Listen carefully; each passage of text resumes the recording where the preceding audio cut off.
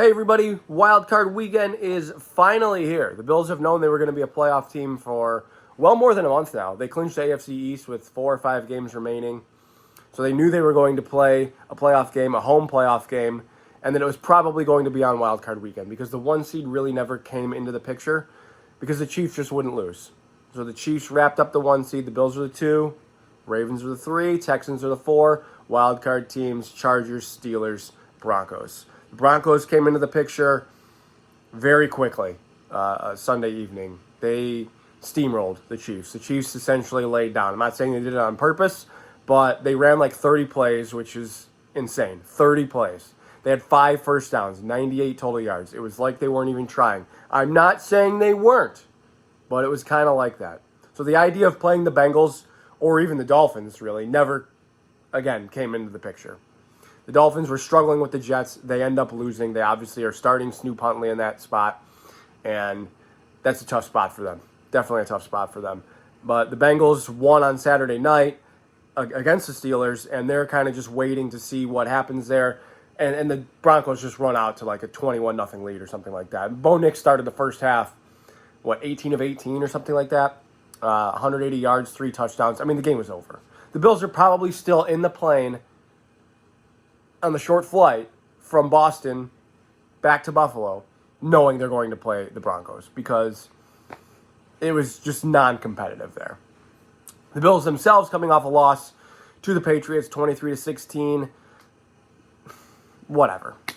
The top stories that came out of there are James Cook gets his 1,000 yards. He gets his 16th rushing touchdown to tie the team single-season record with O.J. Simpson. Von Miller gets his sack incentive. Sam Martin gets his punting incentive. And largely the Bills stayed healthy. The only injury that came out of there was Brandon Codrington, who matters in the return game. Certainly matters. I'm not going to pretend it's a difference between winning and losing. But the Bills are either first or second, I believe, in average drive start.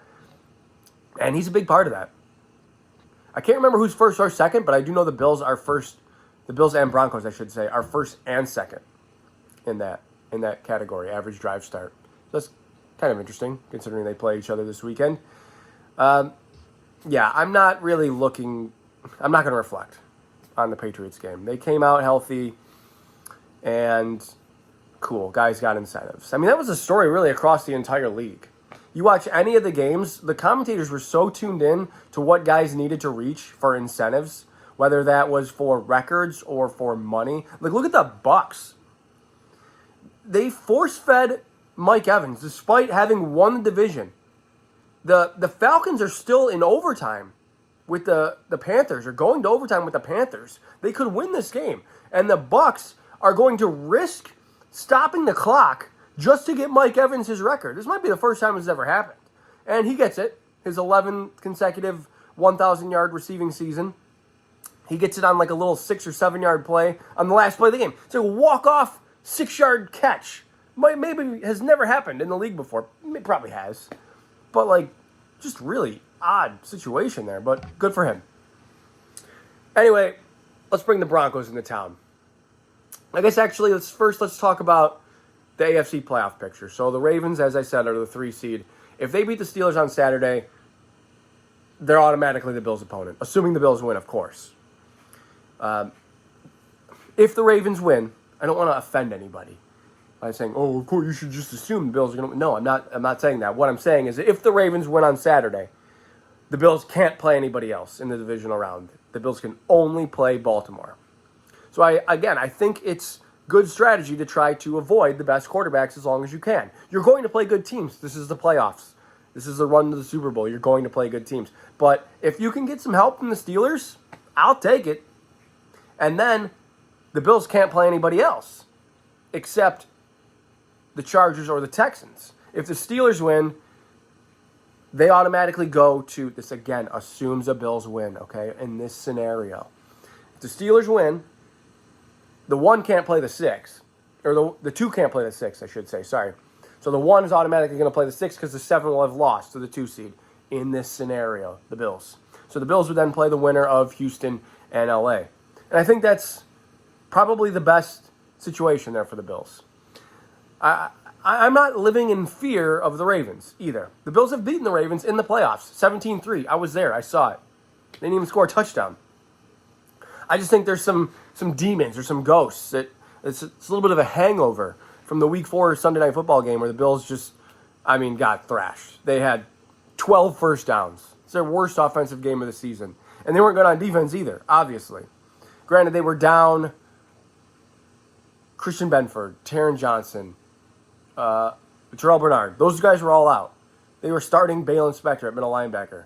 That is oh man. Please just don't let that happen again. No discredit to Balen Spector. The reason I bring it up is because that is how the Bills lost in the divisional round to Kansas City last year. They scored on 4 of their first 5 possessions in that game, the Bills. And then, this is again the Chiefs game, the Chiefs playoff game.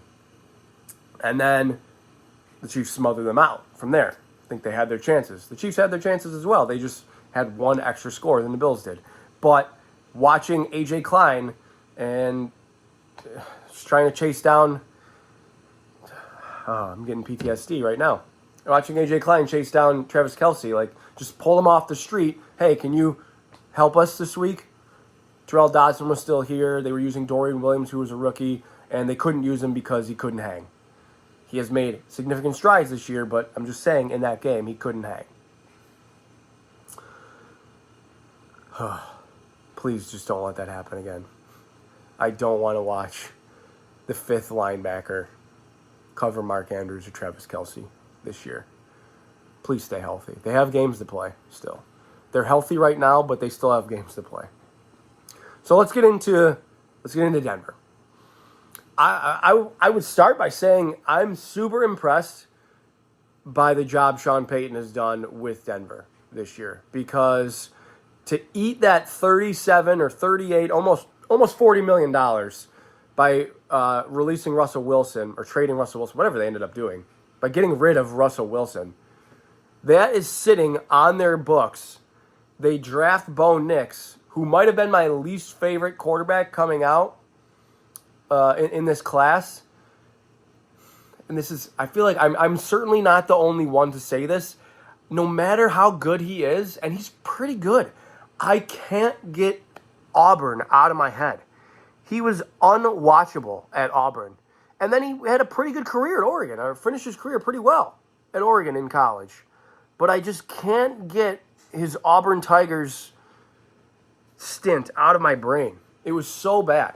And you just think that is still in there and that's going to show its head. But it hasn't. He had a great rookie season. 29 touchdowns, 12 picks. Added 4 rushing touchdowns, 33 total touchdowns and 12 picks. That's pretty good for a rookie. I'm going to make a point about their schedule for sure in a second. But even coming into the season, like week 1, week 2, what was good? They started 0-2. And at Seattle and then at home against Pittsburgh, they looked so inept. Really, this kind of continued for the first maybe month of the season. They ended up beating Tampa in week 3 and probably ruining a bunch of people's survivor pools, myself included. And then they sneak by the Jets, who are the Jets, in week 4 on the road, 10-9. They didn't even have 200 yards of offense. So they're 2-2, but you're looking at it what is good on this team? They don't throw the ball well. They don't really run the ball particularly well. They're turning it over at an alarming rate. They had 7 turnovers in the first 4 games. What's good? But they finished the season 10-7. They put it together. That's super impressive. Bo Nix found a rapport with Cortland Sutton, and despite the lack of a really efficient running game, they were good. They never ran the ball well. They really never ran the ball well. Javonte Williams finished with 500 yards. They had Jaleel McLaughlin right around 500 yards as well. Audric Estime has come on lately, added 300 yards. So they have 1,300 yards amongst the 3 running backs. Neither of them have ever really been able to stick their foot in the ground really and be like, yep, this is my job. None of them have been very good. Audric Estime is getting more work lately, but his longest run in a month is 9 yards. Jaleel McLaughlin he's a speed guy. So yeah, he can hurt you for 15 or 20 yards here and there, no doubt. Javonte Williams hasn't been very impressive at all. I don't know if that's, related to the ACL injury that he sustained earlier in his career. He's been more of the pass-catching back, though. 52 receptions for 346 yards. So he's more their pass-catching guy because Estime, even though I thought Estime, I remember Estime at Notre Dame being pretty good at it, but only 5 receptions for him. 24 for Julian McLaughlin, but only 76 yards, so not going very far there. Like I said, the rapport between Nix and Cortland Sutton was like on trade blocks before the season started, maybe even near the deadline. People are like, are they going to trade Cortland Sutton? They end up not, and just an impressive season. Like I said, it's been impressive. The rapport is impressive. 81 catches, 1,000 yards, 8 touchdowns. He's their threat. Because beyond that, they have Devon Vele, a rookie, and Marvin Mims. But Mims is a speed guy. Mims can take the top off the defense type of guy. 500 yards, 6 touchdowns. You got to pay attention to him, for sure. All in all, I just think that this matchup favors the Bills' defense. The rookie quarterback in a road playoff game especially is just an automatic fade. This doesn't have to be right, but it's just an automatic fade. He's a rookie quarterback to go into Buffalo, play Josh Allen, where the Bills are undefeated this season. Automatic fade. And again, it doesn't have to be right. The defense is really the strong suit for the Broncos. Let's see, I have their stats up right here, actually. The offense was actually 10th in points, 19th in total yards. So middle of the road in yardage, upper third in scoring.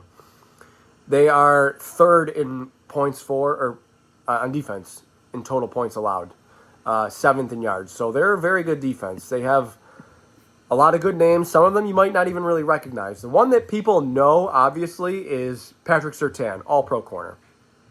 Fantastic player. Will take away your number one receiver. Will just be like, I'm taking him, and you're not going to be able to throw to him all day.